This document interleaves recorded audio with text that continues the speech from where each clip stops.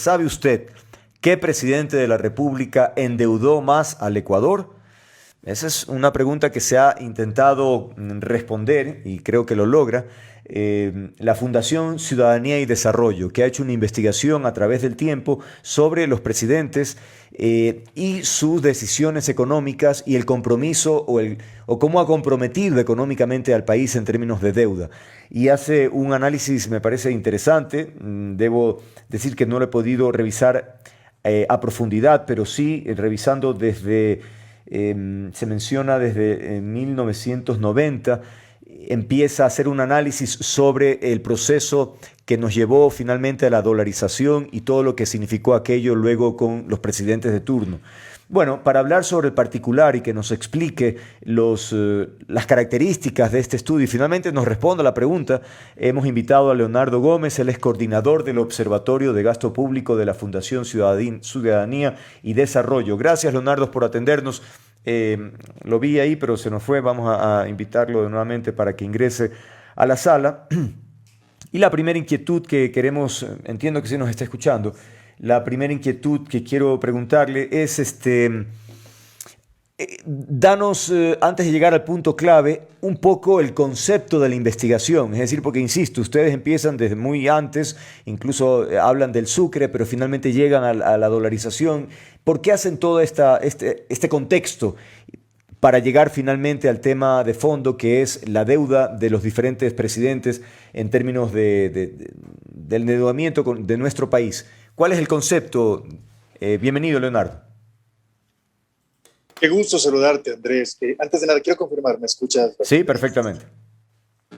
Gracias. A ver, la motivación de este estudio es conocer el comportamiento de la deuda pública. Comenzamos por analizar qué había pasado en los últimos 4 años. La idea era realizar un análisis de la deuda, de su crecimiento, de la fluctuación de esta variable durante el último gobierno. Sin embargo, vimos que para poder entender las razones del crecimiento de la deuda en el último gobierno, era necesario analizar las decisiones que se tomaron en el anterior gobierno. Porque si partimos de la pregunta, ¿quién endeudó más del país? Aquí existe una responsabilidad compartida. Si bien Lenín Moreno es el que se despide con una deuda superior al 60% del PIB, que es quizás la más alta desde que estamos en dolarización, para llegar a esa cifra tenemos un gran antecedente que comienza en el gobierno de Rafael Correa. Pero bueno, volviendo a la pregunta inicial, lo que fue necesario es revisar el crecimiento de la deuda desde la dolarización, marcando un antes y después en la historia económica ecuatoriana, con un punto de referencia que es la dolarización. Para poder entender eso, tuvimos que irnos unos 10 años atrás y ver qué estaba pasando, qué fue lo que provocó la dolarización. Entonces, terminamos haciendo un estudio de la deuda de los últimos 31 años. Claro, es decir, dijeron, bueno, primero los 4 años, luego no, pues es que evidentemente hay que entender lo que pasó en los 10 años anteriores y luego así por el estilo y bueno, nos fuimos hasta pues muchos años antes, ¿no? Ahora, 1990, imagínate. Y ahora, vi que efectivamente los presidentes en toda esa etapa complicada de mucha inestabilidad política, más o menos el movimiento de deuda del país era más o menos equilibrado, un poco más, un poco menos, en fin. Pero hay una diferencia enorme cuando llegan los últimos 2 gobiernos, ¿no? ¿Es así? Correcto. A ver, ahora vamos, digamos, de atrás para adelante. Ajá. Con el gobierno de Yamil Maguad se toma la decisión de dolarizar la economía. Y más allá de si fue un buen o mal gobierno, esta decisión puntual cambió la historia económica del Ecuador. Así. Analizando precisamente, o sea, puntualmente el índice de la deuda pública del Ecuador, lo que sucede es que a partir de la dolarización, la deuda comienza a bajar. El porcentual de la deuda en relación al PIB comienza a bajar. En el 2013 se presenta el boom de los precios de las materias primas, del cual nos comenzamos a beneficiar, pues somos productores de petróleo. En el 2003 aumentó también los ingresos petroleros, aumentó el PIB y obviamente la deuda comenzó a bajar. Entonces, ahí vemos que la deuda, por ejemplo, en los siguientes gobiernos, en los gobiernos que le sucedieron a Yamil Maguad, fue bajando. Entonces, cuando veo de pronto en elecciones que sale un expresidente de candidato a decir que conmigo todo estaba bien porque la deuda bajó y teníamos excelentes relaciones y teníamos bonanza, quizás es cierto, pero no por una decisión que haya tomado él. Claro. Sino a consecuencia de las decisiones que se dieron tiempo atrás. Ahora bien, estamos hablando ahora, digamos, del gobierno de Correa. Un gobierno que efectivamente coincidió con una bonanza petrolera como nunca, es decir, que el Ecuador recibió ingresos por ese concepto como nunca antes. La pregunta es, si teníamos tanto dinero, ¿qué necesidad teníamos de endeudarnos tanto? Porque de hecho también hubo enorme endeudamiento, es decir, no encuentro sentido. ¿Cuál es la explicación?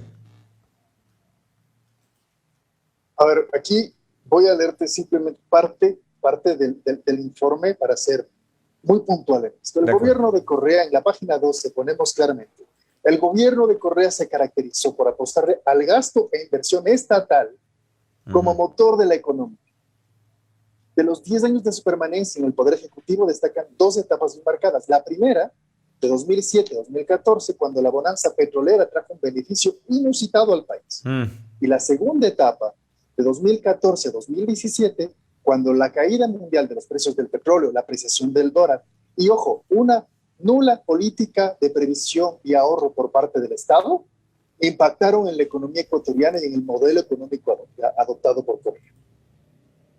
Ok, entonces, vivimos esta bonanza que en la etapa de Correa, finalmente llega Moreno y claro, ya no existe esa bonanza, de hecho los últimos años de Correa tampoco, pero él manejó publicitariamente el marketing de que vivíamos todavía en una situación súper buena, cuando tal vez era absolutamente ficticio.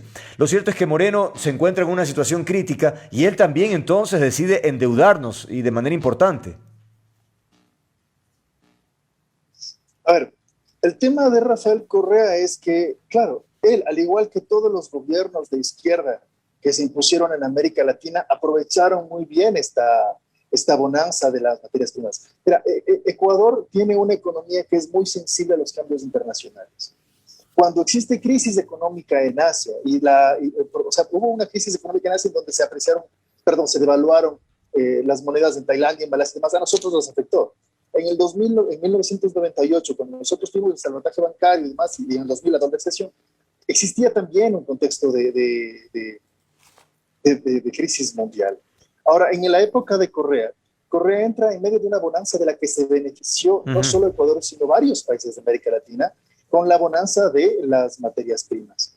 Pero el error de Correa fue que él se apoyó en una variable demasiado volátil.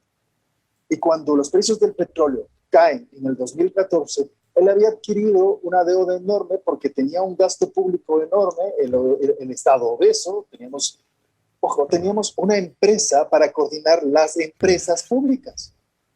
Para el 2014, simplemente el gasto era insostenible y tuvo que buscar alguna forma para poder mantener ese monstruo que había creado. O entonces que opta por buscar créditos a un ritmo acelerado. Y es a partir del 2014 que la deuda comienza a subir de forma progresiva a una velocidad históricamente inusitada. Llega Moreno y sí, hereda eso, pero además Lenín Moreno, no quiero justificarlo, pero Lenín Moreno no tuvo una bonanza petrolera, Lenín Moreno no tuvo los beneficios que tuvo Correa. De hecho, Correa desperdició realmente, Rafael Correa desperdició la mayor bonanza en los precios del petróleo que hemos tenido en la historia del Ecuador. Ya, perfecto, pero lo que no se entiende de la administración de Moreno es, él recibe este caos económico de parte de Correa. Entonces uno diría, bueno, él marca distancia, dice, la mesa no está servida, por lo tanto, en fin. Pero resulta que él mantiene, ¿cierto? El obeso Estado mantiene ministerios. Es decir, me pregunto, ¿hubo ese concepto de austeridad para contrarrestar en algo lo que estaba recibiendo o mantuvo mucho de lo que recibió? Moreno cambia las condiciones de la deuda, logrando créditos a plazos mucho más amplios e intereses un poco más bajos. De acuerdo. Pero el modelo de endeudamiento se mantuvo, tal cual. Rafael Correa sí subió la deuda, de hecho maquillaron la deuda en el 2017, ya podemos hablar de eso, pero Rafael Correa mantuvo una política de endeudamiento acelerado, una política que pese a los esfuerzos de diferentes actores, Moreno también mantuvo. El Mm. modelo no cambió, lo que cambiaron fueron las condiciones, la renegociación de la deuda. Comprendo, pero en todo caso no hubo un esfuerzo entonces, y claro, en esta crisis necesitábamos recursos y por lo tanto el nivel de endeudamiento en el gobierno de Moreno también digo fue importante. Bastante importante. De hecho, es después de Rafael Correa el presidente que más elevó la deuda. Es decir, Rafael Correa recibe una deuda y le eleva cerca de 12% más de lo que había recibido. Lenín Moreno, la deuda la sube en 20 puntos más, más o menos. En definitiva, entonces ahí estaría la respuesta de cuál presidente fue el que endeudó más al país. Está entre Correa y Moreno la pelea, pero parecería que Moreno tuvo entonces un nivel más alto de endeudamiento. Los resultados en las cifras son esas, pero como lo menciono en un inicio, la responsabilidad en esto es compartida. Lenín Mm, Moreno no hubiera llegado a esos niveles de deuda sin un modelo que le de acuerdo. precede, en este caso impuesto por Rafael Correa. Es decir, los presidentes o el presidente que más endeudó fue Rafael Correa y Lenín Moreno. Ujú. Increíble. Bueno, pues ahí está la marca de esa revolución ciudadana que hoy por hoy todavía seguimos pagando factura. Hay otro análisis, estudio que me interesa rápidamente porque el tiempo se nos viene encima a abordar, que tiene que ver con la financiación de los candidatos Andrés Arauz y Guillermo Lasso en las campañas de segunda vuelta. Ustedes también han hecho una investigación sobre el particular. ¿Cuál es el propósito o por qué han trabajado sobre esta información? Bueno, este es un análisis realizado no por el Observatorio de Gasto Público, sino por el Observatorio al Financiamiento de la Política, cuya coordinadora es Claudia Vega. Mm, En ese sentido, pues, de los hallazgos que se han hecho en esta investigación del equipo, que ambos somos proyectos hermanos de la Fundación Ciudad de Desarrollo, por supuesto, de los hallazgos que se hicieron, pues, de lo declarado en cuanto al gasto en inversiones, perdón, a lo recaudado en el tema de campaña, bordea cerca de $1 millón, de $500,000 casi por el tema de Arauz y por el lado de Guillermo Lasso, es decir, cerca de $500,000 que fue recaudado por cada uno y Arauz de eso recaudado gasta cerca de un 90%, mientras que Guillermo Lasso gasta un 80%. Un dato curioso ujú. que gracias a la pregunta podría responder es que cuando revisas las cifras del informe, te das cuenta que en campaña Andrés Arauz gastó cerca del 80%, por darte una cifra al ojo, en cuanto al personal para campaña. En cambio, Lasso tuvo un gasto mínimo en personal, Mm, pero el 80% lo gastó en propaganda. mm. Pues ahí se puede ver quizás la efectividad de la inversión en una campaña y los resultados obtenidos. ¿Y la inversión en las campañas más fue en los medios tradicionales o en los medios digitales? El, lo declarado marca principalmente lo que son medios tradicionales, pero medios tradicionales para la campaña, actividades de territorio, todas las actividades que conllevan las actividades de un partido político. ¿Sí? Te lo preguntaba porque parecería que ese va a ser el fenómeno de aquí de cara al futuro, ¿no? Es decir, que la presencia o la importancia de las redes cada vez adquiere mayor protagonismo. Totalmente, pero ahí tenemos que ver el tema del gasto, cómo se declara, es decir, recordemos que en pleno silencio electoral de primera y segunda vuelta hubo candidatos que no respetaron ese silencio electoral, Ujú. que se pasaron de largo por las leyes. O sea, cuando se les decía a los candidatos,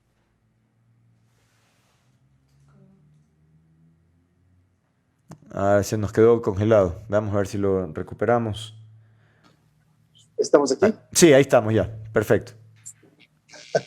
ok, fallas técnicas. Ujú. Te decía que los candidatos no hicieron caso del silencio electoral durante las mismas elecciones. Recordemos que mientras la gente estaba votando, hubo candidatos de primera y segunda vuelta que hacían transmisiones en vivo. Por supuesto, no está vetado por la ley, pero la lógica y la ética también están atadas a un proceso electoral. Y hay mucho del gasto en redes sociales que no es declarado porque no es contabilizado tampoco, pese a la herramienta que propuso Facebook para poder ver el gasto en los anuncios. Ujú, ujú. En todo caso, bueno, ese era un aspecto puntual que quería mencionar a propósito de esta investigación, porque ustedes, o en términos generales, Fundación Ciudadanía y Desarrollo está buscando todos estos elementos que son insumos finalmente. Por ejemplo, el trabajo anterior del que estábamos hablando sobre cuál presidente endeudó más al país, ¿qué finalidad tendría? Evidentemente es un material importante, me parece, de mucho análisis y de, por ejemplo, de trabajo para el propio Consejo Nacional Electoral, ¿no? Por supuesto. A ver, en el tema del informe de quién endeudó más del país, Ujú, la intención es dejar las cosas claras acá. Es decir, existen muchos factores que pueden influir en el crecimiento de la deuda de un país. Nosotros nos hemos concentrado en una de esas variables y es en la subida y el descenso de la deuda pública. Queríamos ver, conocer qué presidente realmente elevó más la deuda y encontramos que existe una responsabilidad compartida de Rafael Correa y de Lenín Moreno. Con mucha pena, bueno, no con mucha pena, no me sorprende realmente, hemos visto que por parte del correísmo se ha utilizado nuestro informe y han querido utilizarlo para su favor, alegando que en nuestro informe se dice que no existieron sobreprecios, que en nuestro informe se dice que el que más endeudó fue Lenín Moreno, desligándose de responsabilidades. Y eso es una mala y una pésima interpretación de nuestro informe, porque se ajustan únicamente a la última gráfica de un informe de 26 páginas para justificarse a ellos mismos, para omitir, por ejemplo, la desfachatez de haber desaparecido 11.000 millones de dólares de la deuda interna de un país durante todo un año. Las cifras del 2017, Andrés, fueron maquilladas. Para diciembre del 2016, tú puedes ver que la deuda interna del país superaba los 12.000 millones y que, sin embargo, para, para enero del 2017, simplemente se borraron 11.000 millones. ¿Y increíble. qué es lo que hicieron? Se comieron temas de la deuda que se debían a los gobiernos autónomos, a los créditos de corto plazo que debían al Banco Central.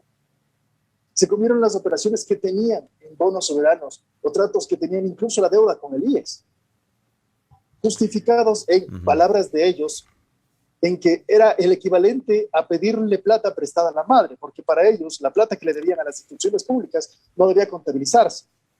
Y estoy usando sus propias palabras. Es que es como pedirle plata a tu mamá. Entonces, porque me la debe mi madre, yo no se le debo. Claro.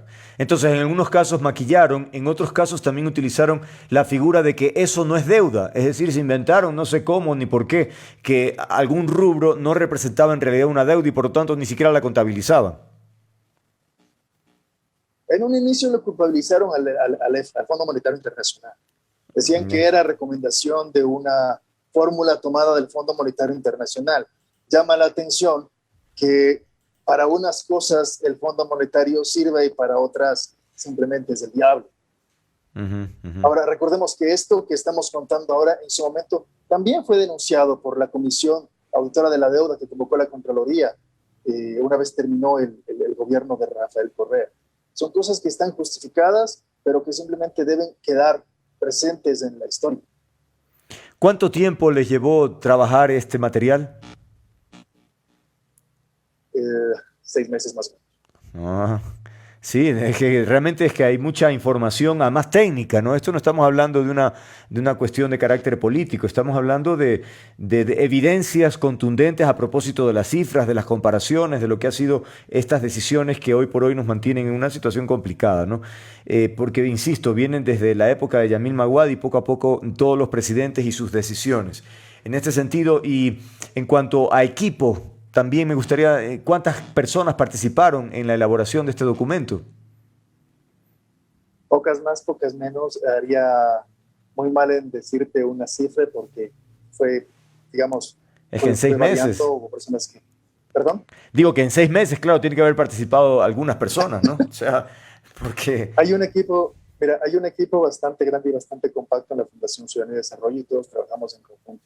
De mi Ujú, parte, como coordinador del observatorio, estoy todo el tiempo revisando las cifras, buscando el material, pero además tengo personas que están ayudándome a procesar ese material. mm, Hay un gran equipo de comunicación que están desde el diseño gráfico que debo destacar, fue una gran ayuda porque me ayudaron a traducir muchas de las cosas que para mí explicar es fácil, pero puede resultar estar en chino. mm, Si tú revisas el informe, junto a cada gráfico hay un pequeño icono que dice interactúa con los gráficos. Si tú encuentras ese link, puedes dar clic y realmente entrar a un gráfico interactivo con el que puedes revisar de una en una las cifras y demás.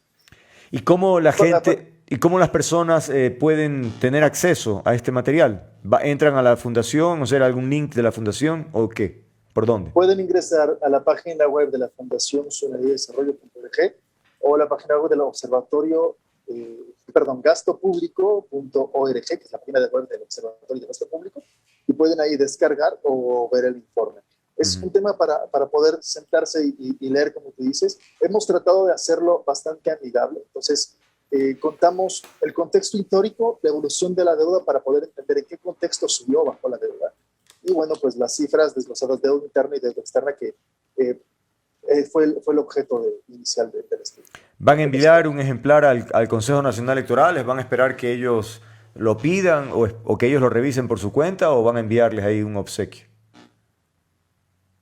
En el caso del Observatorio del Financiamiento de la Política, esperaría que sea. Digo, que les van a enviar, ustedes van a enviarles un ejemplar al CNE. Por supuesto. Ok. Por supuesto. Además, toda la información es pública. Todo informe que nosotros producimos está la información en data abierta para que cada persona pueda, sin importar de dónde venga, sea el CNE o una persona civil, a título personal, pueda revisar esa información, pueda jugar con sus datos y pueda incluso tomar las acciones que consideren en función de la información que tenga.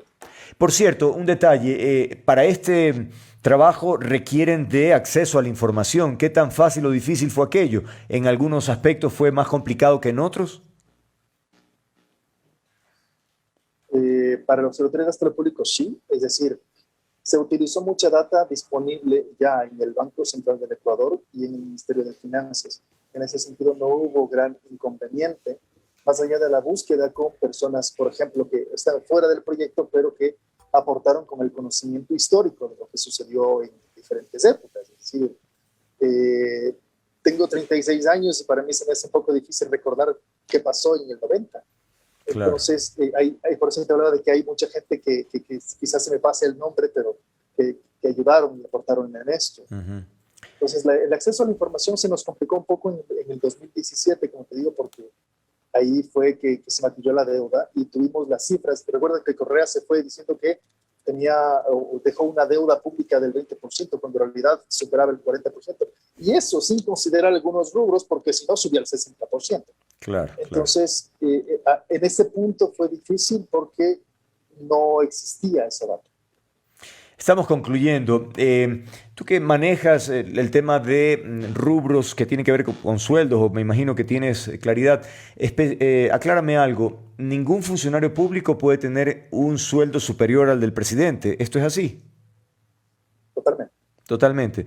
Porque hay una información en torno al gerente del BIES, que el señor gana un sueldo de 10,000 y pico de dólares. ¿Cómo puede ocurrir algo así? ¿Qué explicación encuentras? A ver, en un trabajo conjunto del Observatorio Anticorrupción y el Observatorio de Gasto Público, publicamos un informe con nombres y apellidos de qué personas están ganando más que el presidente. Y no estaban solamente personas de instituciones del Ejecutivo, sino además estaba en su momento Yacu Pérez, pero lo corrigió, lo conversamos contigo en su momento. Estaba claro. la prefecta de Pichincha, estaban algunos jueces y demás. El tema acá fue un error en la aplicación de la norma. El problema fue que Lenín Moreno en su mandato se bajó el sueldo 2 veces, pero cuando se baja el sueldo no se consideró que la norma establece que ningún funcionario puede ganar más que el presidente. Y se hizo caso omiso a esa norma en las diferentes instituciones, al mismo tiempo que de parte del Ejecutivo no especificaron nunca cuál era el alcance de esa norma. Entonces, ahí hubo un desfase y se encuentran casos como el que mencionas. Habría que revisar en qué momento le subieron el sueldo al caballero y si es así, pues ¿tendría que bajárselo o las autoridades de control podrían hacerle quizás pedir que devuelva el dinero cobrado de más? Claro, eso es producto de esta ambigüedad. ¿Perdona? Dependiendo del caso, se habría que revisar. Claro. Y digo que esto es producto de esta ambigüedad en la administración de ciertos temas que, por ejemplo, tú mencionas, se bajó 2 veces, pero no quedó claro, hay vacíos o se presta interpretación. Y finalmente, esto, increíble, un funcionario o el gerente del BIES con más de $10.000 mensuales. Así las cosas. Bien, Leonardo, estamos concluyendo. Quiero agradecerte y felicitar por el trabajo que han realizado a toda la fundación, porque creo que es un insumo realmente valioso en términos de conocer datos que si no pasarían desapercibidos o que no salen a la luz gracias a las investigaciones que ustedes realizan. Finalmente eso es posible. Nuevamente, muchas gracias y que tengas una buena noche. Gracias a ti, Andrés. Bien, ha sido Leonardo Gómez, coordinador del Observatorio de Gasto Público de la Fundación Ciudadanía y Desarrollo, hablando sobre esta investigación que han realizado sobre cuál presidente endeudó más al país. Es decir, en definitiva, es Correa y Moreno, los dos juntos porque han tenido la misma línea y Correa marcó la ruta y Moreno la continuó. Sí, marcó ciertas distancias, mejoró, por ejemplo, efectivamente ciertos condicionamientos o requisitos para el pago de la deuda, pero en definitiva el nivel de endeudamiento incluso fue mayor. Así las cosas con este gobierno.